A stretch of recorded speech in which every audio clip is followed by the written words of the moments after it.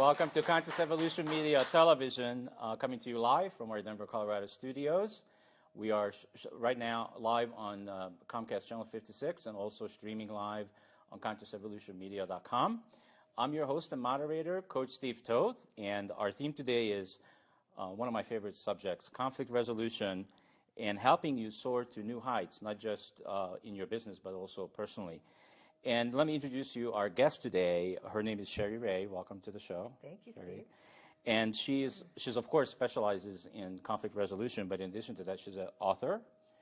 And you also, I think, do a lot of speaking engagements, right? I do. All over the country, all over the world. Yes. Yeah. And you're also a life coach. I am. You're a busy lady.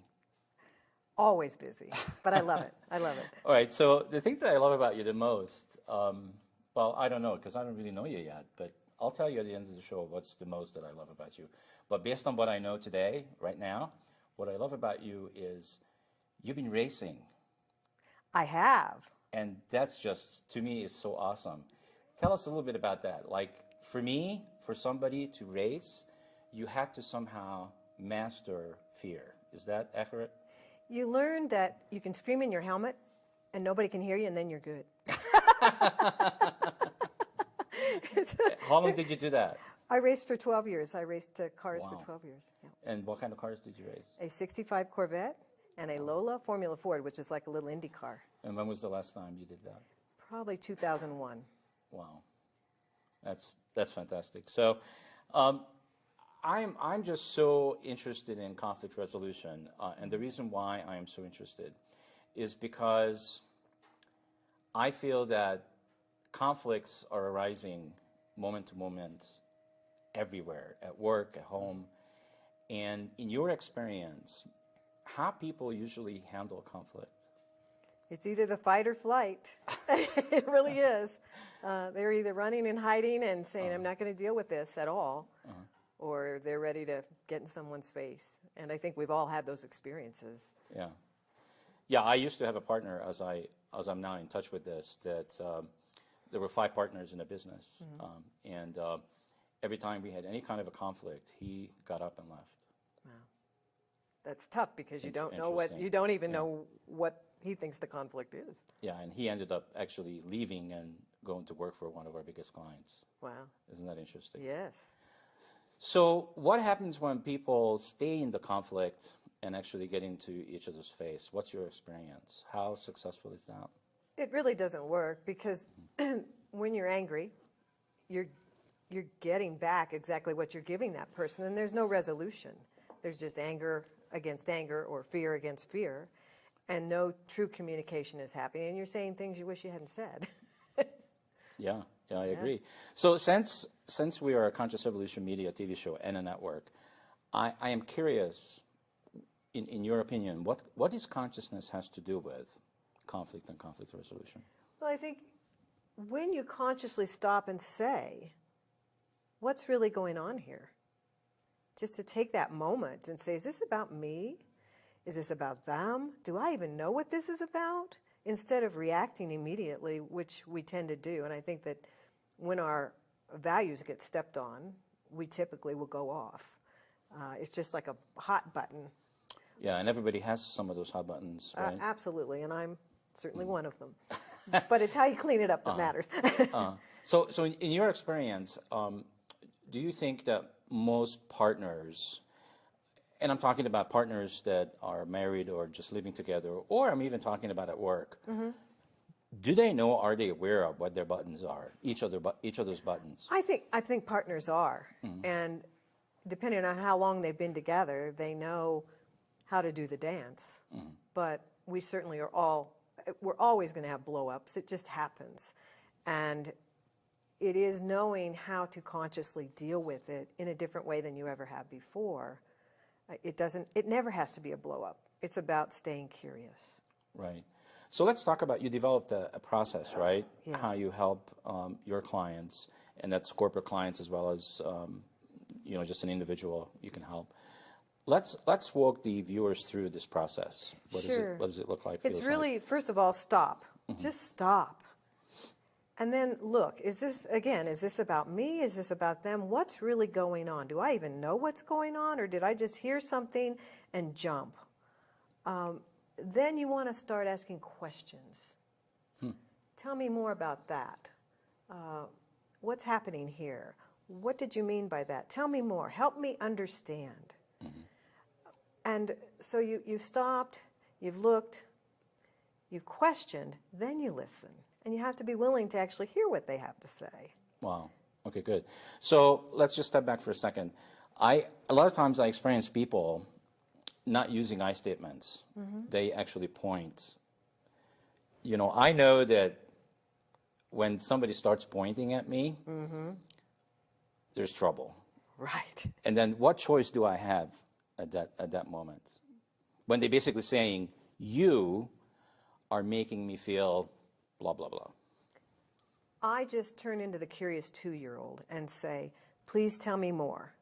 Tell me more about why you're feeling that way. You can become the sumo wrestler with the words bouncing off your chest right back at them. It's so exciting when you can finally not take it personally, because it's usually not about you. Yes. It is rarely about you. That's very good, It's yeah. about what their perception is, Yeah. and it's something that triggered in them a past experience, you know, whatever that is, or things they've been holding on to, but it's their stuff. And when you realize it's not about you, you can just let those words bounce right back at them and say, help me understand, tell me more, why do you feel that way? And continue to stay curious, which helps you be able to get grounded and decide, okay, what am I doing now? But usually your questions help them realize where they went. Yeah, very And good. think through what's really going on. So you also mentioned listening. I feel that listening is an art form because, and I think I read something on your website about reading back what you just heard. And that is just so absolutely valuable because my experience of a lot of people, and I used to be this way, this is how I know and how I can use this information, is that I used to be the kind of person that I had a whole bunch of stuff going on in my head. The critic, my higher self that wants the best for me. And so I had those two going on. And I had all this other stuff going on about what's the next question I'm going to ask you? Oh, sure. What am I going to have to do after this show? Yeah. What am I going to do? I didn't do my laundry. My iron's plugged in. And I'm doing all of this while you're talking to me. That is horrible. It So is such how a much disservice. How much of what you just told me am I going to really hear? What do you think the percentage is? Not much. Not much. And one of the exercises I do with people is I have them sit. They go off in pairs, sit knee to knee, and I say I want one person to talk for 1 minute and the other person cannot say a word. Drives them crazy. Yeah. And then they trade places. I said, if you can truly be present and not thinking about what your next question is or what am I going to do after this, the biggest gift you can give someone is to be present. And it's hard in this multitasking world to do that. Yes. But the gift of what you learn from that is absolutely amazing.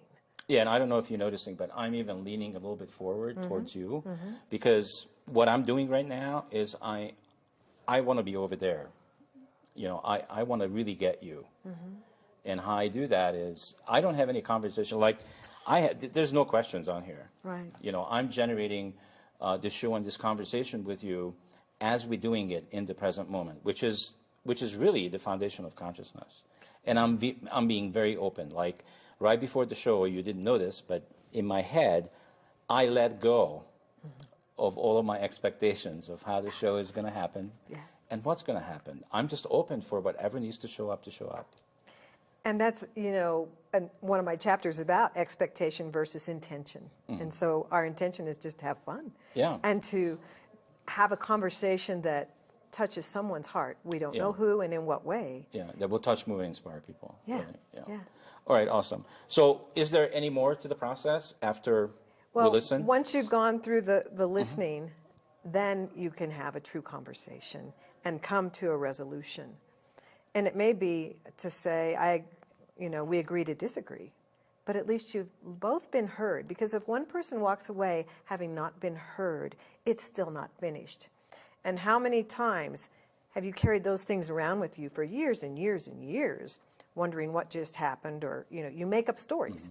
You make up stories which drain you, and I call it the... And we resent and ourselves and others. It's the air mattress with the pinhole sucking the energy out of you slowly all those years. Yeah. And when you, I mean, I actually went to a woman that turned on me back before many people were born here, but in one of my first jobs. And I was bothered by that for 10 years. She was a manager. I didn't know what had happened to our relationship.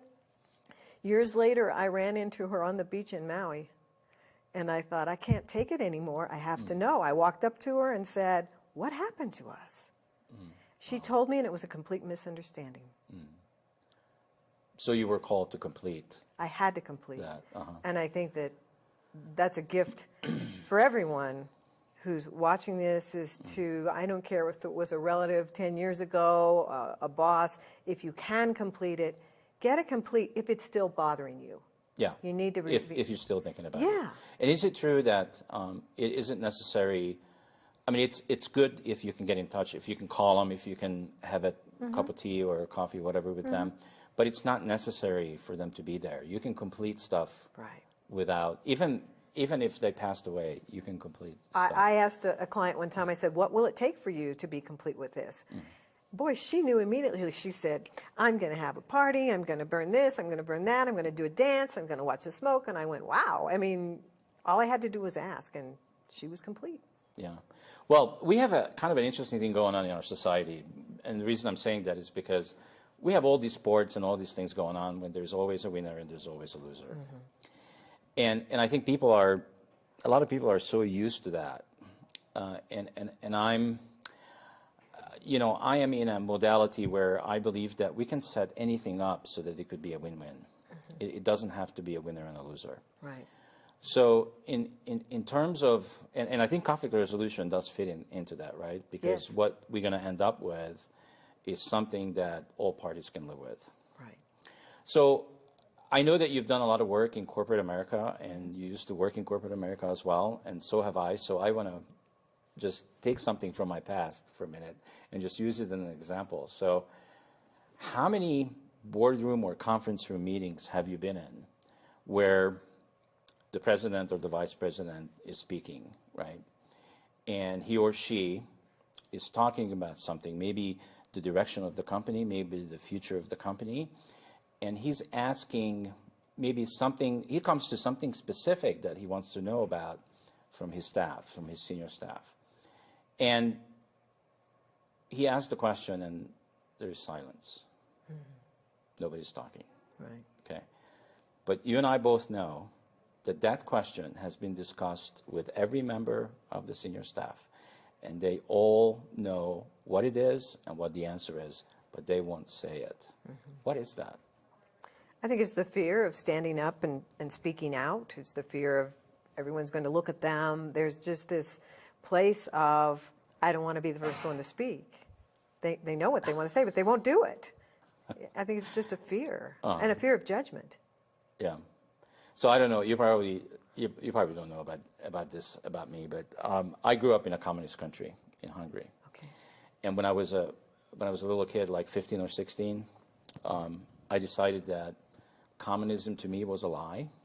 Now I would do it differently, somewhat differently, if back then I knew what I know today, but I didn't.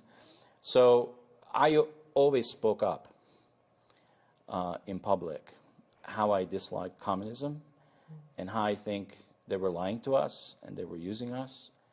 They didn't like that. Matter of fact, I'm sure they beat me up a lot. Wow. Every time I spoke up. So I made it up that if I speak up and if I express myself, it's going to hurt. So guess how well I did with my public speaking career. Not so well. When I came to this country. But look at where I ended up. Yeah. Well, you found your that voice something? again, and you found your safety in your voice. I finally have. And I remember the first time I spoke in front of a crowd. It was actually a speech that I prepared, and I prepared it over and over and over. I did it in front of the mirror.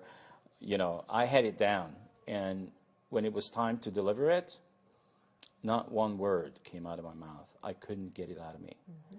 And I wanted the floor to open up, and I wanted to disappear.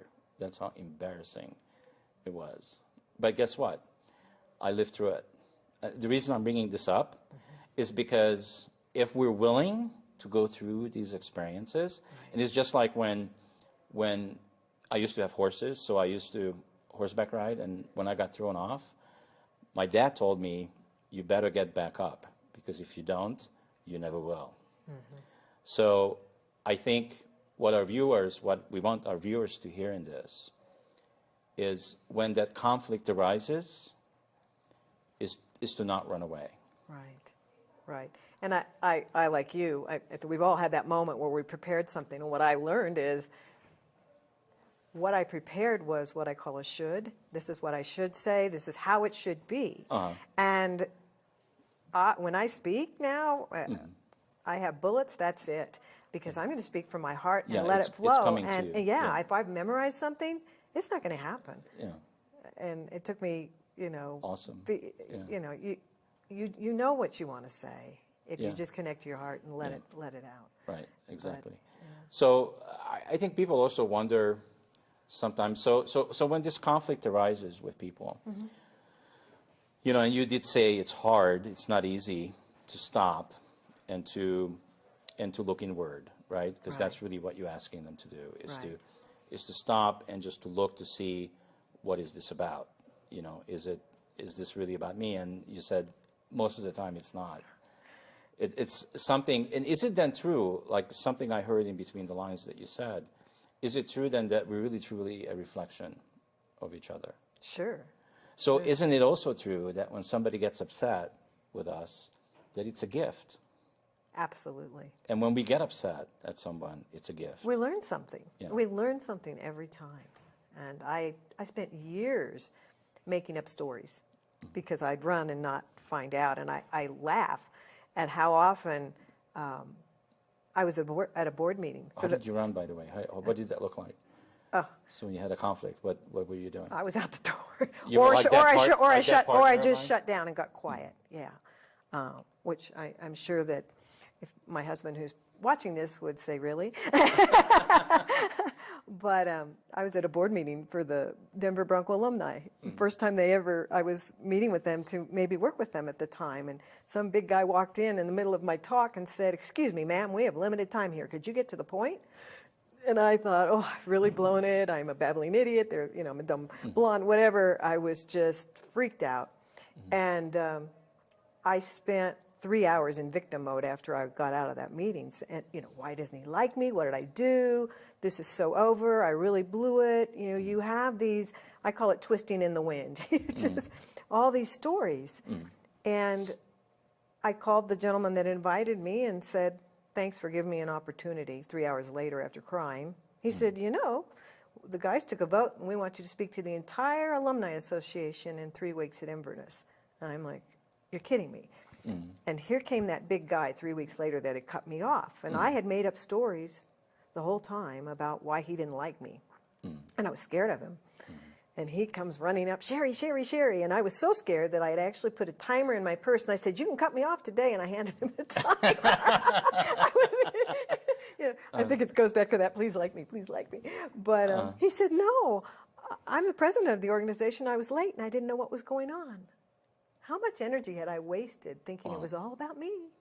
We think it's all about us. Wow. Had nothing to do with me. So how would you, just, to the benefit of the viewers, how would you handle that situation today? Afterwards, I would have said, "Help me understand what was going on there. Obviously you were irritated with me." And he would have said, "No, I wasn't. But, I didn't stick around. I just ran to my car and hid." So stay and ask, or even right then ask, "What's important for you to know? How much time do we have?" All of those things to just say, or someone's being a jerk, just say, "Wow, what's that about?" I mean, really. Isn't it interesting? I find this to be so fascinating that we are trying to figure out what's going on in somebody's head. Yeah. That's really what we're trying to do. And we have a hard enough time, I mean, at least I do, just to manage my own self, Right. not alone somebody else. I have zero control over what's going on over there with you, and 100% control over what's going on over here. And it's never what we think it is. I don't think it's ever been what I thought it was when I was trying to assume what, I thought I was really smart for a long time about that. It was very humbling when I went through my coach's training to realize all my assumptions were incorrect. I was stunned, embarrassed, and that taught me to ask more questions and to listen. I remember them asking a woman why she was doing such and such, and I literally wanted to raise my hand and say, I'll tell you why. I was sure I knew why she was behaving the way she was, and I was wrong. Wow. Shocking to me at that time. Wow. My ego had been so, let me tell you how. I know how. I know what's going on. I know what you're thinking. Let me finish your sentence for you. Great. And since you mentioned the name ego, such an interesting subject matter, let's spend a few more minutes on ego because, I don't know, it's just what's coming to me right now is a lot of people have a hard time figuring out the difference between their true self and their ego. So how could you advise us? For me, it's about taking that moment of quiet and saying, I guess I describe ego as being in your head. It's up here. When you speak from your heart, it's your true self. So when you can just let go of all this judgment, fear, anger, all these emotions, and just be for a minute and say to yourself, what do I know from my heart to be true, or what do I need to find out? Then it all goes aside. And I remember facilitating a meeting years ago. I really wasn't sure what was going to happen, but all these people were getting ready to sue one another. And I actually used it was the Indian talking stick, but I had a hawk feather. And I said, when you speak, only one person can talk, and you have to speak from your heart, not from anger or fear. And as I watched everything fall away from these people, the misunderstandings and the questions that were being asked, and unbelievable, they walked out of the room hugging each other and saying, I love you. And I didn't expect it to be that good, but they connected their hearts. And it was such a great lesson for all of us, because I honestly wasn't sure what would happen. Well, yeah. So what I'm also hearing in that is that when we connect it to our hearts, is that we're telling our truth. Yes. Right? Absolutely. And when we're telling our truth, magic happens. It does. Right? Absolutely. So that just takes me to another place, which is truth, There's so many people that talk about truth, and when somebody tells me that there is only one truth, I usually run. Right. How do you...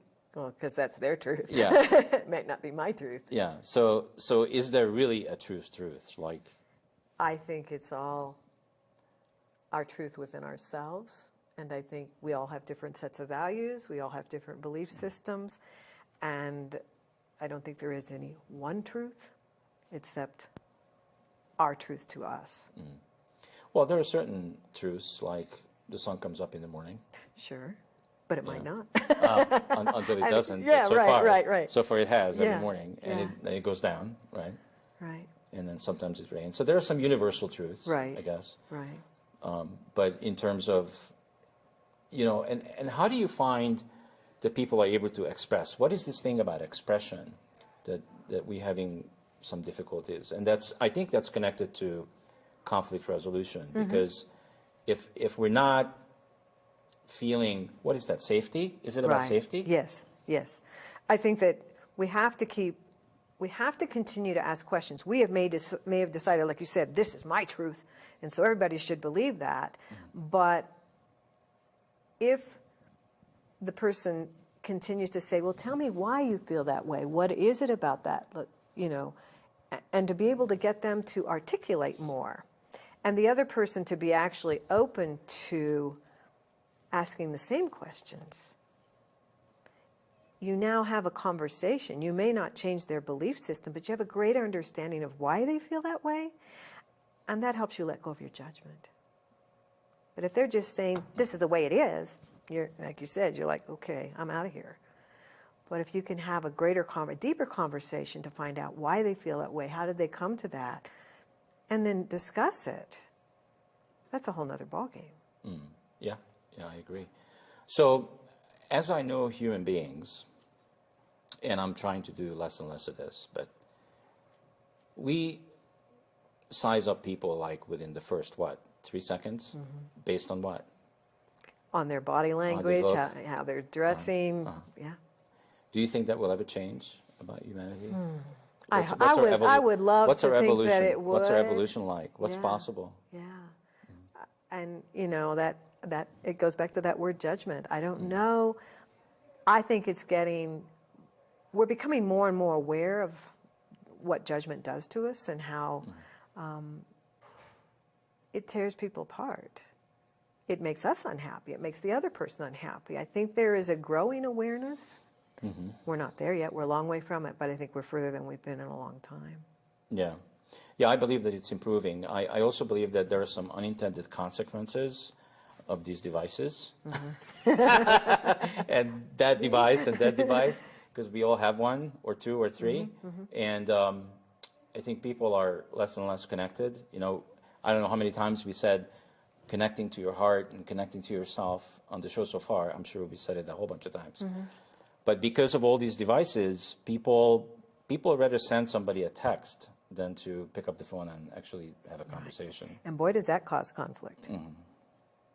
Because it's misunderstood. Yeah, that's why I hate emails. I'm you know, people are writing to me, and then as they write to me, I read it, and I'm noticing myself that I am reading stuff into the email that isn't even there. Well, think about the conversation I had on you with, was it yesterday on the phone? Because you've been dealing with my PR and marketing firm this whole time. And I thought, well, he must think I'm a real diva. So I called you and said, I want you to know there's a real person here. And, you know, because as far as I was concerned, you could have made those judgments already. And I said, I'm just a real person. I haven't, but you know, you could have. I've had divas on the shows, and we still have a great conversation. Yeah. So, yeah, fantastic. So we're kind of into the halftime of the show, and I think since you and I really haven't known each other long enough to have any conflicts, I've been just kind of checking there to see if I can generate any, and nothing is coming to me. So let's just take the easier way out, which would be, let's ask some of our guests that are here in the studio with us if anybody would be willing to come up to the mic and share something that's going on in their life, and that could be in business or it could be personal, and see what's going on and see if we can shed some lights. If you could just say your first name, that would be great. Hi, my name's Jim. Awesome. Welcome, Thank Jim. you. So, do you want to just set it up first? No, I have more of a general question, I guess. Okay, great. Sherry, if you're talking to somebody and you're giving them advice about a situation, let's say it's someone that has just a beef with a coworker, and for whatever reason they just can't seem to get along, what kind of steps would they take to reach out and try to start those conversations? I think to go to them and actually say, somewhere along the way it feels like our relationship is not working and you've lost your trust in me. Could you help me understand what's going on? You see, that's an open-hearted question, and they're not expecting you. Typically, that person you're not getting along with could be a bully, could be, you know, they're just trying to be in control. And when you, with your open heart, come and say, I think we've lost our trust somewhere along the way, and I'd like us to be able to work better together and to both of us look good, it lets down their defenses, and now you can have a real conversation. What is not getting along look like? I'm just curious. Someone who doesn't want to seem to meet eye to eye, or every time something comes up, it seems to be a public service announcement of this is the mistake that you made today, and copying in 10 different people on an email, or not dealing directly, honestly, with that person. Yeah. So it truly is your responsibility to say, I really get that you seem to be upset with me, and I'd love you to talk to me about it and not everybody else, and let's figure out how we can work better together and how we can be more of a team and help each other look good. You know, they want to look good. They like Right. that you're in it with them too, and it's not just all about you looking good or you feeling more comfortable. Obviously they're uncomfortable. So how do you let them see that you can do this together? And that's just by literally saying, you know, what went wrong here, and how can we mend it? I'm curious too, is that when that kind of stuff goes on, I'm sure that it doesn't only going on with that one person, that it's going on with quite a few people. And I'm wondering, what does that cost to an organization? What's the cost? Oh, it destroys organizations. I am dealing with one of those right now, and I've been given several clients that are all dealing with this a particular bully who's been there for 30 years. And I said to Human Resources, why hasn't anything been done about this? Really, it's terrible. But it's happening in corporate America, that it's rampant, and it's very sad, very, very sad. Interesting. But you know, a bully will stop bullying if you actually come up to them and have a conversation. So how much, since you have a lot of corporate background, how much do you think, because I have a corporate background too, it's kind of interesting. When I did all these studies with corporations, I did speak to senior management first, but then my next immediate step was to go out to the soldiers. Right. And figure out what's going on out there, what's their perception of what's going on, and what's off and what's wrong. And I wasn't really looking for their immediate supervisor. Who I was looking for is, I was asking the question, when things are going on with you every day, who is it that you look up to around you? It's a great question. Yeah, who do you follow? And I found out that a lot of the times, it's not their direct supervisor. Right, right. And I think the sad part is so many people have been made supervisors and managers without any training. It's the Peter principle, as they call it. It has occurred, and once they're given that power, they see it as a powerful position, and that to be a good manager, they have to, you know, just ride over these people, and it just destroys all the, you know, the camaraderie, the teamwork that can happen when we're all in this together. And I've never forgotten the best manager I ever had, who also ended up being the worst in the end. But corporate gave the goals for the year to him, and he brought us all in the room and said, how are we going to get there? And we lit up like Christmas trees, because it was our company all of a sudden. We were being heard. It was ours. Oh, wow. We couldn't wait to get to work every day. It was so exciting. And then they decided to move our offices to another side of town. And the part that got left out is we now all had offices with doors, and we were going into cubicles, but no one told us that. And do you know that branch closed? Because we were so devastated. We lost our joy in our job. We had no privacy anymore. If we had just been told, this is what's going to happen, how do you think it should look, and let's help design it. You know, it's all about this communication and bringing everyone into what's happening so that they feel that they're being heard and they're part of the solution. So their mouth were talking in a certain direction, but their actions were not in congruence with what they were talking. And I don't think a lot of managers or supervisors understand how much talent they have in their organization working for them, because they've never asked. They've never asked, what do you like to do? What are you good at? How do you see yourself fitting here? And I mean, the managers that do have amazing results. But the ones that want to just say, here's the way it is, and we're doing it this way, and never find out what else is possible from their team, are missing so much. And isn't it funny when, well, it's not funny actually, but in terms of what's happening with the economy, or what's been happening in the last few years, what corporations tend to do, or what they're looking for to do, is to save money, and they start cutting back, and they start taking hours away, and they're taking overtime away, and they're doing those kind of things. Right. And they never think about that, what about empowering the people that work here? Yeah. And instead of having them work, what's the, I haven't seen any statistics lately, but what is it like? Are people like 50% working at work, and another 50%, is it less? They're disengaged. I believe it was 85% are disengaged, completely disengaged. They're miserable. They just there've been a couple of studies recently. And, I mean, if they want to save money, then ask the people, how can we save money? Yeah. God, they're the people that know. Yeah. But they want to keep it up here, and you know, we know best when you're not even doing the job. You don't know. And I have so many sad, sad people that are saying, but they took away this, and this is what made it work so well, and nobody asked us. So, yeah, he's already sat down, so he must not have any more questions.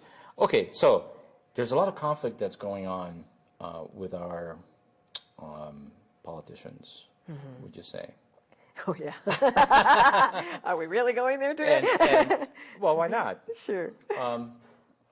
We could decide that we're afraid to go there and not go there, but no, we're not afraid to go there, are we? So I noticed when I was living back in Hungary, in a communist country, that what happened is that when a communist made a mistake, the way they covered it up is they promoted them. Is that going on over here? Oh, yeah. What is that? Oh, yeah. What do you call that phenomenon? I wish I knew the answer What to is that that. phenomenon? I wish I knew the answer to that. You know, they either promote them or they put them in another, you know, why they don't get rid of them, I don't understand, or find out why they behaved the way they did, but instead they just either put them up here or sideways, and nothing's been solved. Nothing's been, you know, we don't know why this is happening. I don't understand it. I think it's very sad. And that not only happening with the politicians, it's happening in corporate America all day long. Do you find that the government, for the last several years, are they getting more and more into our business? Yes. And I'm trying to develop a conflict with you. Is what I'm saying. It ain't going to happen. Religion is where I'm going. I'm not going there. Religion is where I'm going next if this doesn't work. Lightning's going to strike me. It just makes me sick that when I look at the politicians, it is so ego-driven, and it's not about what's best for the people. They're not even listening. You know, whether it's to me, my personal opinion is it's. You want to get me started on genetically modified foods? Ooh, Yeah. you know. Oh, I have a whole series of shows that deals with that. Yeah. So you know, it's whoever pays them the most money, is my opinion, and they're not listening to the people. Their egos are just running rampant, and it's a very sad state. So mathematically, I'm having some real difficulty with this. There are 380 million people in this country, right? And I'm not finding I'm saying things that I used to say when I was 16, okay? So maybe the federal government will come down on me. Who knows? I already been there, done that. It's familiar to me, familiar territory. But 380 million people, and how many people are in Washington that are running our country? Not that many. Well, how does this work? I don't know. Why are they not voting people out? I don't know. You know, my husband and I discuss this all the time. I think it's, people are reaching the tipping point more and more, but we're still not there. You know, we say, well, don't reelect these people, and yet they do it again. And it's like, you're not happy, so why? You know, I don't think they're so caught up in their own stuff that they're not taking the time to understand and to vote and to decide who might, you know, if we got rid of all the incumbents and just, you know, let the new people come in, something's got to change, but the people are not acting. They're angry and they're giving a lot of lip service to it, but then when it comes time to vote, it's not happening. Is that good enough? Interesting. That's pretty good. Yeah. So what would you say, what's the solution to this? Is it every individual human being needs to, do we need to send everybody inward? I think that they need to go inward and they need to connect with what's right for them, not what somebody told them is right. And as we know, the political campaigns, the advertising is not telling the true story.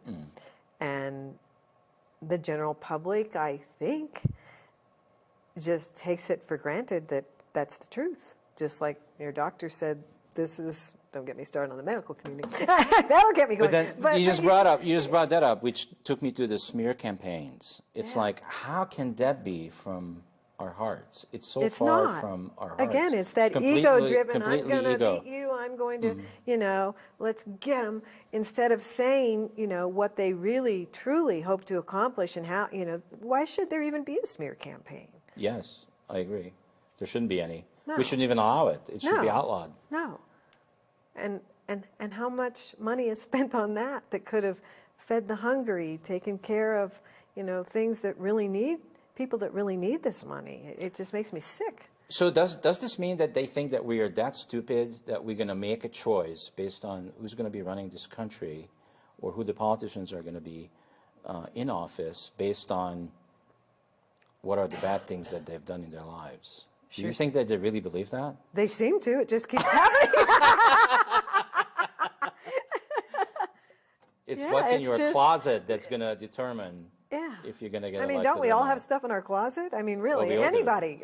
We all human beings. I couldn't run for politics, for political office. I couldn't either. Well, I wasn't born here, so I could only be a vice president. But, you know, it's about who that human being is now, and I don't understand it at all. It makes me crazy. So I'm going to connect this to the common consciousness of America, because I think it's a reflection, don't you? Absolutely. Absolutely. And it's whether people are saying, I want to be liked, I want to be accepted, and so I'm going to vote because you want to vote that way, so I'll do what, you know. There's this whole thing of please like me, and not stopping and say, who am I? What do I like?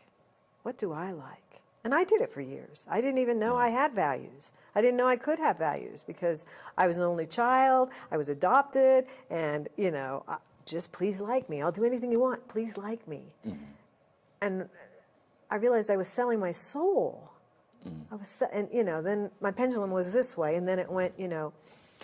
You were available for anything. Then it was, by God, you're going to hear my opinion whether you want to or not, because I'm so happy I finally have one.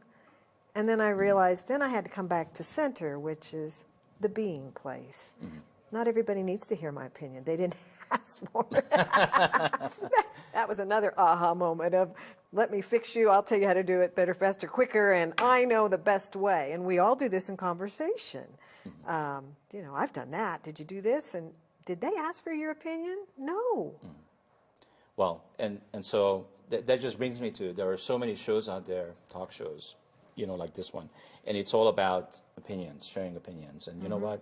I say, who cares? It's not about the opinions. Like, I'm engaging people like you, and I think I mentioned this before, that in order for somebody like you to be on my show, they had to be in their passion at least 10 years. Why? Why do you think that is? Because I really know what's important to me. Yes. I'm not trying to please you or say what you want on this show. I know what I Because you connected to yourself and to your passion. And this is, if there's anything anybody got out of this show, you just said it. It's really about knowing who you are. We cannot really, I don't believe we can succeed in our lives to be joyful and to be whole, although we are all whole already. But in order to really have what we came here for, I mean, why did you come here to this planet? What do you think the answer is? I know. You want to know? My life purpose statement? Yeah. And I was embarrassed by it. I went through this in a class. My life purpose statement is, I am an angel who's here to bring love and laughter to the world. And I didn't want to accept that statement. I said, that's too big. Angel, woo, too big, too big. But you know what? My heart and soul knows I am my happiest when I am empowering others to love and have laughter in their lives with themselves.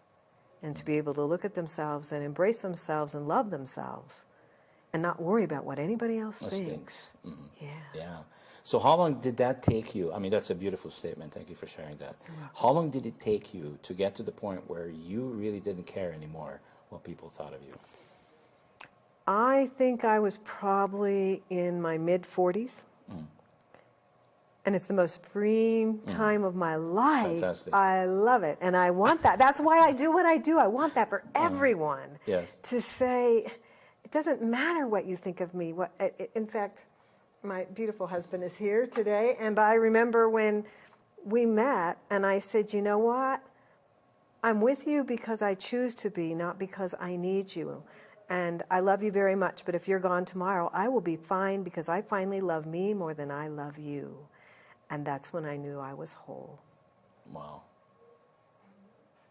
So that there is really, the truth is, like my truth is that there is nothing out there that we can use. No shiny object. That shiny object could be a man, a woman, could be whatever. Right. A car, a house. There's no shiny object in there that could fulfill or fill a hole that we have created inside of us, is there? None. Only we can do it. And it's not really that hard, is it? No, it's fun. It's so fun when you realize that how someone else takes it, you have no control over. It's their business. Yeah. It's their business. But you have what you think of me is your business. Right. You have to speak your truth for yourself. And when you know your values... I just did that and you didn't react. You just flew right over it. Yeah. Okay. When you know your values and you honoring you, you're in a very comfortable place. Yeah. Yeah, I feel that from you. I really do. Yeah. Does anybody else... I want to make sure that there's no one else out there in the seats that want to express something that could potentially change someone's lives, including yours and mine and hers and everybody that's watching. Is that a tall order? Not really. Anything to share? Any questions? Awesome. Come on in. Ooh. Come on over. Come on down. Okay. Is that how to say it? My man. Just first name, please. Gordon. Hi, Gordon. I have watched this young lady for over 25 years and grown with her and heard of some of her exploits. And I've come from corporate America for many, many years. And one of the things that always impressed me and made me think twice was how she dealt with people in corporate America who were trying to get ahead, trying to figure out how to make the next corporate move, how to overcome the issues that they were finding were in their way. And while I never knew who these people were, she would share with me some of the events that took place for them. And it was so compelling to becoming sensitive to what can happen, what's possible, if you just do some of the things she's asking you to do. And I was wondering if she might take a moment to share some of the stories she has about people who have come to her for help in getting ahead and some of the results that she's got from that. Okay, great. Okay. Well, thank you, dear. I had a very powerful geophysicist who was trying to decide whether to retire, quit, very unhappy. And he had just gotten another 3% increase after 30 years, and he was world-renowned. And I said, rather than quit, why don't you just say, what's possible here? What's going on? What's possible here? Because he'd never asked. He's never asked. He was trying to decide because he was miserable and he was insulted about these increases. But he'd never told. He'd gotten that something similar to these small increases for 25 years or more. And he was making more money than he thought it was worth? I'm not sure what he thought. Well, no, I think he thought that he wasn't making enough money, and he also didn't feel respected. Oh, I see. But I said, why? How can they respect you if you don't respect you? So he asked what was possible, and he was given a very large cash bonus and a very large increase in pay and the ability to write his own job description. I said, gee, why'd you wait so long? When he asked? Wow. So he was really valuable. He was very valuable. And another young lady who was furious, she'd been made an acting manager because her manager had quit. And for 6 months, she's still the acting manager. And she said, I'm just furious with them. I said, do you think they have time to think about you?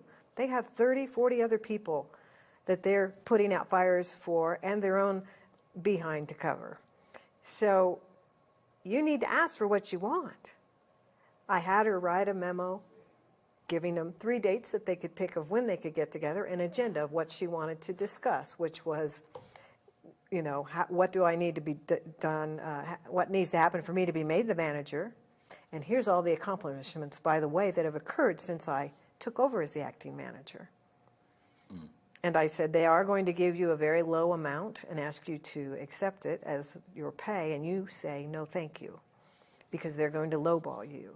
And she was immediately made the manager and given the money that she wanted. But she'd been mad for 6 months. Wow. You see, you have to it's just asking, what do we need to do here to make this happen? So if you don't ask, you don't get it. You don't get it, but you're mad. You're mad at corporate America. You're mad at your boss. You're mad. Now you've taken it home. You're mad at your husband. You're angry, and you have no one to blame because you didn't respect yourself enough to ask for what you want. And that's another reason I love what I do, because to watch these people spread their wings, and they're terrified because to them that's conflict. I said it never had to be conflict. It's just a curious conversation. Wow. So I feel that one of the things that, I want to check this out with you, that destroys corporate America is the politics. Again, we're back to politics, but corporate politics. And what I mean by that is people position themselves. You know, people want to go up on the ladder, and for some people, what that takes, or what they think it takes, is to step on others. Absolutely. The ladder are actually human beings. Yeah. And for some, it's talking behind others' backs. I mean, that's like a phenomenon, I think, in corporate America. How can that be transformed? Well, one thing that I've learned is the people that are doing that, one of their top values is security. And if they don't feel secure, they will step on anybody to get where they need to be. And it's about the people around them helping them feel safe. So it's insecurity. Yeah. So how do you deal with those people? I would say, Steve, I've got some ideas that I think can make us look great. We can make the team really work. I'd love to share them with you. How do you feel about that? Or to say, Steve, you've come in and you've done all these things, and these are the things I really liked, even though you may hate a lot of the things they've done, but you look for something you can compliment them on that is the truth, that is an honest statement about this is what I've seen you bring to the party, because they're not going to hear you otherwise, because they're waiting to be told that they're not good enough and that they're wrong. So if you start out with, I've got some ideas, they're already Acknowledging them. Yes, acknowledge them, and then make it a team effort and about making them look good. Because you still get what you want when you're doing this together instead of fighting. And I had this happen. I was speaking, and it was a blue and a white collar group, and these were some factory worker women that stood up sobbing. They'd been there for 25 years. They knew how things should happen, and a new boss came in and was just changing everything, and they were devastated, just devastated. And so we went through that. What can you tell this person that they've done well, and how can you make her look better so she feels secure? Okay. And that worked. So I'm going to use an actual example. It's just what's coming to me right now that I should be doing. It's not an actual example. I'm just going to generate one. So you and I are working at the same place, corporate America, and you're a manager, I'm a manager, and I'm sitting with you, and I'm going, so here is what's going on. I want to get your input on something. So Sherry, this is about my boss, but before I actually talk to you about this, I want you to promise me that you won't repeat this to anybody. What's your response? I'm going to say I think that you need to talk to your boss. You need to go to directly where the problem is. Otherwise, you're creating, even though I would be happy not to say anything, but this isn't my deal, and this is between the two of you, and it's almost like starting gossip. I don't know what's going on, and you two need to have a conversation. If you need me to help mediate that conversation, fine, but this is between you. That's awesome. Yeah, that's a great response. Otherwise, you've got people gossiping again about, well, did you hear about so-and-so? Did you, you know? And now you've got all these unhappy people again when it might not even be true. So I have people come to me with this all the time. That's why it was easy for me to bring it up. So Yeah. what I say, I mean, you're absolutely right on, but what I say, it's just a little bit different. What I say is that, so listen, I work with a lot of people, and everybody asks me these things. Okay, so guess what? I don't have the energy, nor do I have the time to keep all these secrets. You know, after a while, it gets to be something that I cannot manage, and it's already there. It's Right. past there. So if you don't want me to repeat this, then don't tell me. That's great. Yeah, exactly. And I actually had a woman that was, I also used to have a recruiting company. So I had a woman that was going on, she'd been on 5 interviews with the company, and everyone had said, and now you get to interview with the bitch. And she said, what do I do? What do I do? And I said, why would you be anyone except who you are? And how do you know she's a bitch? Wow. I said, she may be your new best friend. And you know what? She was. Wow, fantastic. I So said guess that- what? The conscious hour is over. Okay. And what was it like for you? I loved it. Was it an hour? No, No. 5 minutes. 5 minutes, exactly. So thank you so much, and I'm going to acknowledge you at the end of the show. Thank you. So you were fantastic. You were actually that angel that you were speaking about earlier, and you are spreading the love. And thank you for doing that. And I'm sure that you're changing lives one at a time.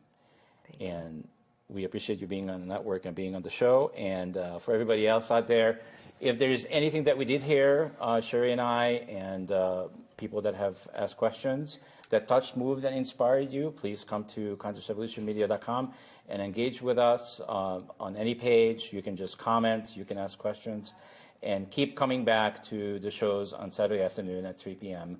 Denver Standard Time. Thank you so much, and I love you all.